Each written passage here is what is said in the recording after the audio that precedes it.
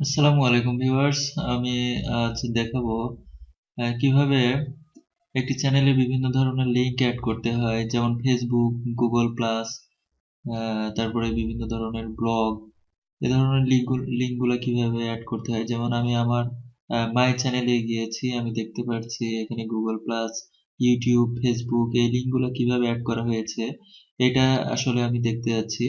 তো এর জন্য লিঙ্ক অ্যাড করার জন্য আমরা মাই চ্যানেলে ক্লিক করব এবং এখানে এসে যে পেন্সিল আইকনটা দেখতে পাচ্ছি, পেন্সিল আইকনে ক্লিক করে এডিট লিঙ্কস এ ক্লিক করতে হবে।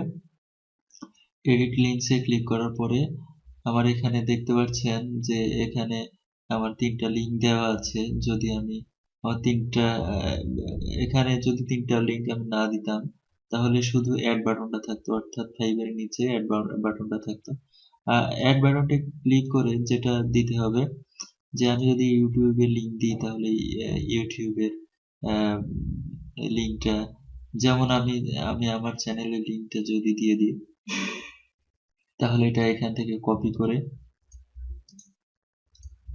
করে এখানে পেস্ট করে দিলাম। আমি এটাও কপি করলাম, এখানে পেস্ট করে দিলাম, ওই নামটাই দিতে হবে। তো লাস্টে ডান বাটনে ক্লিক করলাম। কিন্তু এটা হচ্ছে না, কারণ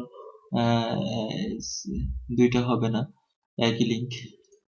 তো ডান করে দিলাম, যে আমার যতগুলা দরকার ছিল ততগুলা দিয়ে আমি ডান করে দিলাম। এখন এই অবস্থায় আমরা দেখতে পাচ্ছি, যদি আমাদের নতুন কোনো আবার লিঙ্ক দিতে হয় একটা ব্লগ স্পটে, তাহলে আমরা আবার পেন্সিল আইকনে ক্লিক করার সাথে সাথে আমরা এই ধরনের একটা ফিচার দেখতে পারবো। তারপরে এখানে অ্যাড বাটনে ক্লিক করে নতুন একটা লিঙ্ক এখানে দিয়ে দিব, যেটা লিঙ্ক দিব এখানে দিয়ে দিব, যেটা লিঙ্ক দিব সেটার নাম এখানে দিয়ে দিব এবং লাস্টে ডান বাটনে ক্লিক করব।